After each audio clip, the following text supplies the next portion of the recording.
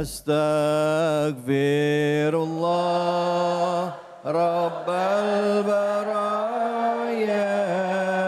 Astaghfirullah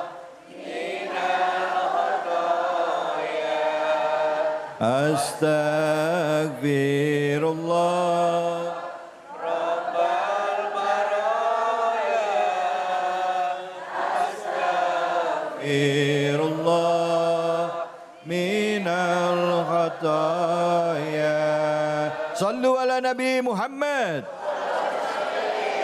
Baik ibu-ibu, bapak-bapak, jamaah Masjid Al-Falah daerah Bekasi Utara. Bekasi, yakin nggak ada tambahan lagi nih? Nggak mau dikurangin lagi utaranya. Bekasi Utara. Alhamdulillah, begitu juga pemirsa yang baru saja bergabung dalam program kesayangan kita, Cahaya Hati Indonesia. Bahasan kita adalah mengenai ujian yang Allah berikan kepada kita. Ya, seringkali kita pada saat diuji merasa nggak kuat, tapi Allah kasih contoh di dalam Al-Quran bahwa para nabi, manusia-manusia pilihan Allah pun nggak pernah luput dari ujian. Bagaimana menghadapinya? Nah, tadi kita membahas dari surah Al-Anbiya ayat 83 sampai 86. Walaupun belum tuntas semuanya, tapi di segmen berikutnya sudah ada guru kita Ustadz Abdul Kafi akan membacakan surah Al-Anbiya ayat 87 dan 88 serta menerjemahkan ayat tersebut serta menafsirkannya. Fadol, silakan Ustadz. Bismillahirrahmanirrahim. Assalamualaikum warahmatullahi wabarakatuh. Waalaikumsalam warahmatullahi wabarakatuh. Yang jawab salam kita doain mudah-mudahan sehat walafiat. Amin. Panjang umur. Amin. Semua urusannya mudah-mudahan dimudahkan oleh Allah Subhanahu wa taala. Amin ya rabbal alamin. Bapak, Ibu, jamaah Masjid Al-Falah Pesona Anggrek, Kelurahan Harapan Jaya, Bekasi Utara, Kota Bekasi. Lengkap banget. Karena saya satu kelurahan dengan ibu-ibu jamaah. Orang dalam gak taunya. Ini Masya Allah, Alhamdulillah senang bisa mampir di perumahan Pesona Anggrek di Masjid Al-Falah. Karena mudah-mudahan insya Allah kita hadir di sini menimba ilmu, menjadi wasilah Allah tinggikan derajat kita. Amin. Pemirsa Cahaya Hati dimanapun Anda berada, yang insya Allah juga senantiasa dimuliakan Allah Subhanahu wa ta'ala. Kalau kita lihat Mas David, Ustadz David, ini Masya Allah jamaahnya semangat-semangat banget. Masya Allah. Kelihatan hadir di Cahaya Hati, ibu-ibunya bibirnya merah-merah banget. Iya. Saya yakin pakai lipstiknya dari abis subuh. Bu. Ya. Pak. Ya. Kalau tadi guru kita Al-Habib, Habibun Al-Mahmub, Al-Habib Muhammad Syahab menjelaskan tentang kisah seorang yang mulia yang bernama Nabi Ayyub. Ya. Pada kesempatan kali ini di surah Al-Anbiya ayat 87 dan juga 88 mengkisahkan seorang nabi yang mulia juga, yang luar biasa, yang mana Allah selamatkan beliau dari dimakan ikan paus. Nabi siapa? Nabi Adam. Nabi Yunus. Nabi Yunus. Nabi Yunus ini adalah nabi yang luar biasa. Maka Allah abadikan kisahnya, salah satunya di surah Al-Anbiya ayat 87. A'udzu billahi minasyaitonir rajim. Wa dhannuni idz dhahaba mughadiban fa dhanna allan naqdira alaihi fanada fidz dhulumat alla ilaha illa anta subhanaka inni kuntu minadh dhalimin. Masya Allah, jamaahnya udah pada hafal semua. Kelihatan kalau jamaah yang soleh-solehah mah begitu. Oh gitu ya Ustaz. Amin. Dari cara dengerin ceramahnya aja beda. Gimana Ustaz? Mata terpejam, kepala tertunduk, Apalagi yang deket kipas angin. Khusyuk dengerinnya ya. Alhamdulillah. Wa dhannuni. Dhunnun ini dalam riwayat dan para ulama tafsir daripada kalangan yang sahih menafsirkan dhun ini adalah nama ikan paus. Nama ikan. Namun karena ikan paus itu mampu menelan Nabi Yunus pun bisa dikategorikan disebut dengan dhunnun. Bo, tahu ikan paus terbesar? Namanya adalah paus biru. Panjangnya bisa 30 meter lebih. Rumah kita aja nggak nyampe. Beratnya bisa 190 ton. Mampu nggak sekiranya kalau Allah izinkan Nabi Yunus ditelan oleh paus tersebut? Mampu nggak? Mampu. Oleh karena itu ada kisah Nabi Yunus pada zaman dahulu Allah diperintahkan oleh Allah Subhanahu wa taala untuk berdakwah kepada kaumnya. Namun apa yang terjadi? Ternyata kaumnya enggan untuk beriman kepada Allah sehingga diancam oleh Nabi Yunus, kalau kamu tidak beriman kepada Allah, masih melakukan maksiat, masih melakukan kemudorotan yang lain, maka akan timbul yang namanya azab. Namun umatnya nggak percaya. Akhirnya apa? Nabi Yunus marah meninggalkan kaumnya. Idzahaba mughadiban. Betul?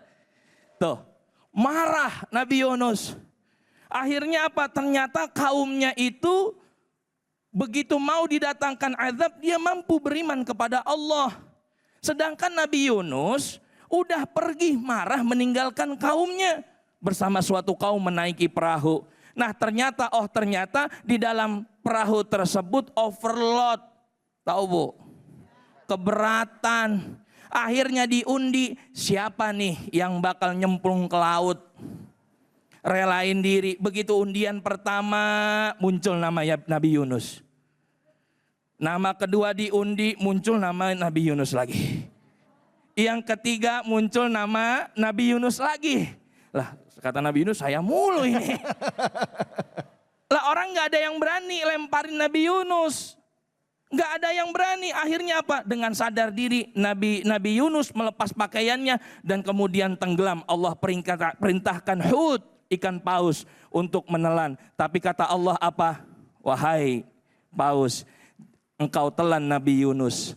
Jangan engkau makan dagingnya. Jangan engkau rusak tulangnya.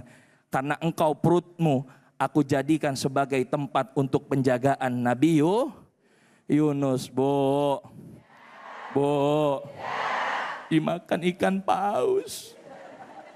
Jangankan dimakan ikan paus, kita kekunci di kamar mandi aja rasanya takut.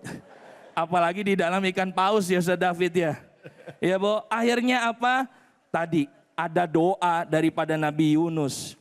Dia sadar bahwa dia salah.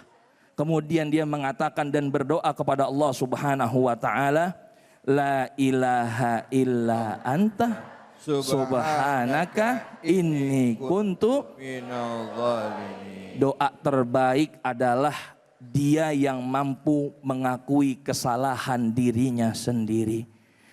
Lalu Allah ijabah, fastajabna lahu wa najjainahu minal gham.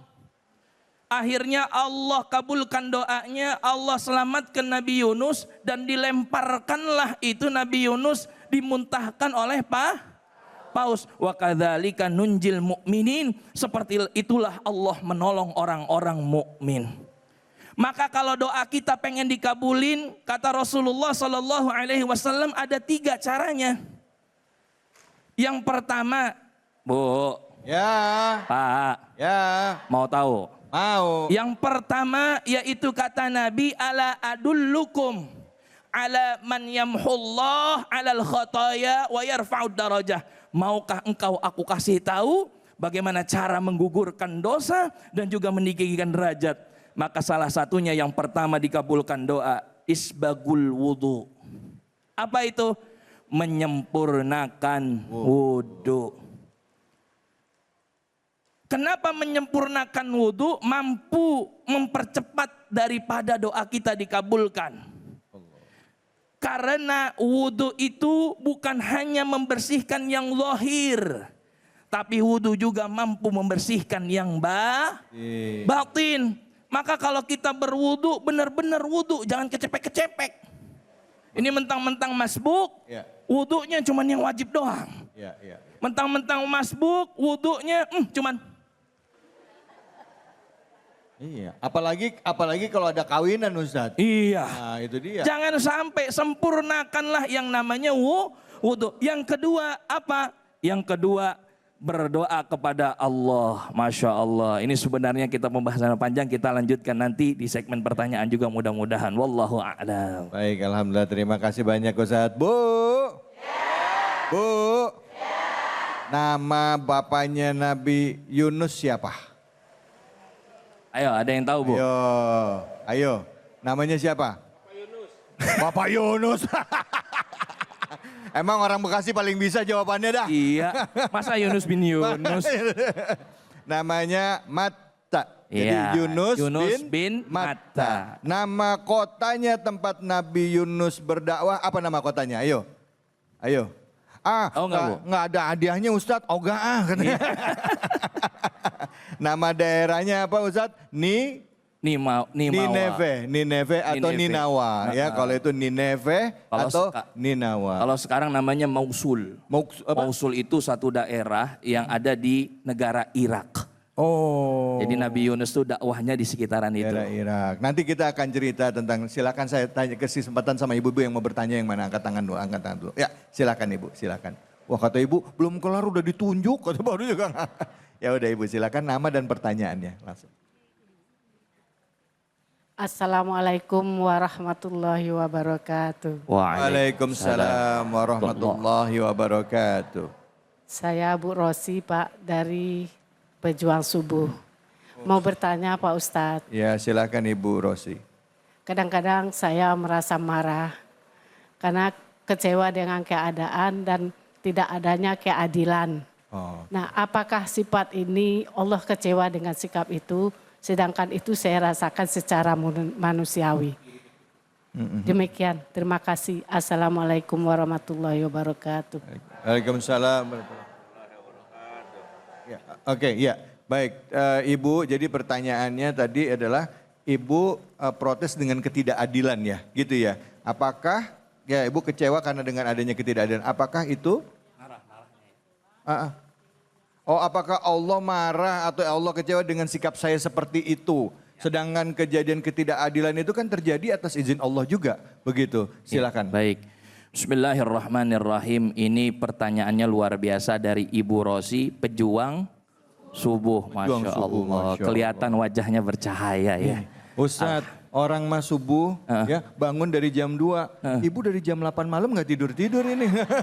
Kan pejuang. Itu namanya begadang. Baik. Bu. Ya. Pak. Ya. Marah boleh nggak dalam Islam? Boleh. Marah itu boleh, tapi marahnya yang bagaimana dulu? Dia marah yaitu adalah marah karena Allah. Dan juga marah yang tidak terus-terusan. Bentar Ustadz, maaf, saya potong dulu. Marah karena Allah tuh kayak gimana bentuknya? Saya nggak ngerti. Soalnya seringkali udah cuap-cuap. Kadang-kala pakai kata-katanya juga beda-beda tipis antara kata-kata kasar sama ya. Tapi ngakunya marah karena Allah. Ada bedanya nggak Ustadz? Ada bedanya. Silahkan. Marah yang karena Allah itu dia menasehati, menegur, dia marah. Ya. Namun dia menggunakan kata-kata sesuai dengan syariat Islam, tidak menyakiti orang lain. Dalam artian marah pun hanya pada saat itu. Karena manusia Allah berikan sifat marah, betul? Betul. Ada nggak di sini yang nggak pemarah? Atau yang nggak pernah marah? Nggak ada, pasti semuanya pernah marah. Itu wajar karena fitrah. Tapi jangan sampai jadikan marah itu yang berkelanjutan. Bahkan ada orang marah, marahnya itu Masya Allah lama. Sampai kiamat kurang sehari dia masih marah. Masih marahan gitu ya? Masih marahan. Orang marah, contoh misalkan di kereta Bu, tiba-tiba lagi padat, kaki kita keinjek. Bu, yang minta maaf duluan siapa? Kita. Pak maaf kaki saya keinjek. Bapak gimana sih gitu. Ya udah cukup begitu aja marahnya. Iya. Itu juga marahnya kecil maksudnya. Iya. Bener nggak? Iya, tapi hanya itu aja. Jangan bilang, wah nih bawa bapak gua tandain nih. Saya tandain nih, saya kalau ketemu dia hati-hati. Apa? Orangnya suka nginjek kaki. Ini gitu. Nah ini dia. Jadi bagaimana cara kita agar mengetahui bagaimana Allah ridho atau tidak? Bu, karena fa inna ma'al usri yusra. Inna ma'al usri yusra. Di setiap kesulitan ada dua kemudahan. Masya Allah. Maka orang yang mampu jeli melihat kemudahan itu, dia akan tidak terus-terusan marah dan menganggap bahwa Allah ini marah kepada dirinya. Bahkan dia jadikan kesempatan ujian itu seperti para nabi tadi, Nabi Ayub dan Nabi Yunus, lebih dekat lagi kepada Allah Subhanahu wa ta'ala. Karena orang itu mampu mengakui kesadaran dirinya atas dosa dan kesalahan karena ketika kepepet. Maka tadi poin yang ketiga Ustaz David, ya Allah mengabulkan doa orang yang apa? Orang yang mutar. Apa itu orang yang mutar? Orang yang tidak lagi ketemu solusinya kecuali Allah Subhanahu wa taala. Allah. Kenapa? Karena Allah kalau kasih solusi di awal takutnya manusia sombong. Iya. Sombongnya apa? Tuh saya. Tiba-tiba langsung dikabulin doanya karena usaha saya. Tapi kalau coba manusia tidak ada lagi jalan solusi. Ke kanan, ke kiri mentok. Ke atas juga mentok. Cuma pertolongan Allah Subhanahu wa ta'ala. Maka dia akan sadar. Oh iya, ternyata pertolongan Allah lah dia yang paling baik dan terbaik untuk kita. Maka kita husnudzon kepada Allah. Allah tidak marah kepada kita. Mudah-mudahan Allah sayang dalam bentuk ujian yang kita jalani dalam kehidupan kita. Wallahu a'lam. Baik, Ustadz maaf Ustadz. Nah kalau ibu tadi marah dengan ketidakadilan, itu kira-kira Allah gimana melihat sikap kita, ketidaksenangan kita terhadap suatu kejadian yang menimpa kita. Ya. Misalnya saya dizolimin. Betul. Ini karena, oh ini nggak adil ini. Saya kan udah berusaha maksimal. Saya kecewa dan saya marah sama kejadian itu. Saya berdosa nggak? Iya, baik. Tadi, insya Allah kalau kita marah karena kita membela hak kita, kita nggak dapat dosa. Tapi ingat marahnya bukan marah yang benci kepada orang tersebut. Bahkan menimbulkan yang namanya tajadul. Oh, ini bentrok, bertengkar, main saut-sautan ya, pokoknya semuanya dah yang begitu dah modelnya ya. Ya. Jadi jangan sampai jadikan marah terbelenggu dalam hati kita. Baik. Ya, sehingga marah itu bisa menimbulkan yang namanya kebencian, kedengkian, iri hati dan lain sebagainya. Maka kalau kita terzolimi, kita serahkan kepada Allah Subhanahu wa taala. Biar Allah lah yang membalas. Wallahu a'lam. Baik, Masya Allah. Terima kasih banyak Ustadz. Bu, dari kisah Nabi Yunus kita belajar tentang satu hal. Nabi Yunus itu ditegur oleh Allah ya, pada saat beliau berdakwah di Nineveh, ternyata umat yang pada saat itu melakukan banyak kejahatan, udah diingetin tapi umatnya nggak mau denger. Kecewa, akhirnya Nabi Yunus itu keluar. Akhirnya ditegurlah Nabi Yunus pada saat beliau masuk di dalam kapal laut, di tengah malam ditegur, kena undian berapa kali, akhirnya beliau dibuang di tengah laut sampai ada istilah ulama, ada 3 kegelapan. Gelapnya malam, gelapnya laut, dan gelapnya perut ikan. Ikan hiu, habis ikan hiu. Kan paus ikan hiu. Kan hiu. Selesai ikan hiu. Kan paus. Ya Allah, makanya doanya itu selalu kita baca kalau dalam kesulitan. Apa? Ilaha illa anta subhanaka inni kuntu minal zalimin. Baik ibu-ibu, bapak-bapak semuanya. Saudara-saudaraku pemirsa Cahaya Hati Indonesia. Kita akan kembali lagi dan kita akan berbagi keberkahan.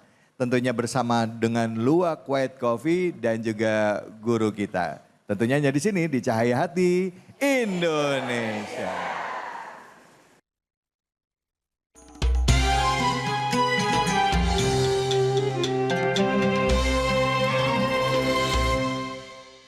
Assalamualaikum warahmatullahi wabarakatuh. wabarakatuh. Pemirsa Cahaya Hati Indonesia yang dimuliakan Allah Subhanahu wa taala, Bapak Ibu jamaah Masjid Al-Falah yang insya Allah juga senantiasa diberikan rahmat oleh Allah Subhanahu wa taala. Di sini ada Ustadz Kafi. Mau pantun, Bu? Bilang cakep apa? Ibu ulang ya, Bu ya. Ulang ya. Di sini ada Ustadz Kafi. Di program Cahaya Hati. Insya Allah ingin berbagi baik hati bersama Luwak White Coffee. Alhamdulillah. Baik, saatnya pada kesempatan ini adalah kuis Cahaya Hati Indonesia. Berbagi keberkahan bersama Luwak White Coffee. Jamaah. Bu. Mau dapat uang nggak hadiah 1 juta rupiah dari Luwak White Coffee? Masya Allah. Syaratnya 1, yang bisa jawab pertanyaan akan mendapatkan 1 juta rupiah dari Luwak White Coffee. Siap? Jadi begitu nanti saya lempar pertanyaan, ibu angkat tangannya. Jangan belum nanya, udah angkat tangan. Jangan ya, siap ya? Ya. Bismillahirrahmanirrahim. Baik, pertanyaannya ini mudah. Ya. Surat apa yang dibahas pada tema hari ini? Ya, mana Bapak? Wah, ini Masya Allah. Baik. Ini Bapak belum nanya aja udah angkat tangan. Iya, baik. Bapak izin. Ya. Dengan Bapak siapa? Bapak Junaidi. Bapak Junaidi. Baik, Bapak Junaidi dari mana Bapak? Dari pengurus DKM sini. Alhamdulillah. Baik, Bapak Junaidi izin. Kalau nanti benar dapat uang 1 juta rupiah dari Luwak White Coffee, Bapak ingin apa hadiahnya? Buat apa? Ya buat sumbangkan aja nanti ke Masjid Al-Falah. Wow, Masya Allah. Alhamdulillah. Baik, tapi jangan lupa ya 1 juta dipotong pajak. Baik, langsung pertanyaannya, surah apa yang dibahas pada tema kita hari ini? Surat Al-Anbiya. Surah Betul ibu-ibu? Betul bapak-bapak? Iya, 1 juta rupiah dari Luwak White Coffee. Tapi jangan lupa dipotong pajak. Ini dia, alhamdulillah.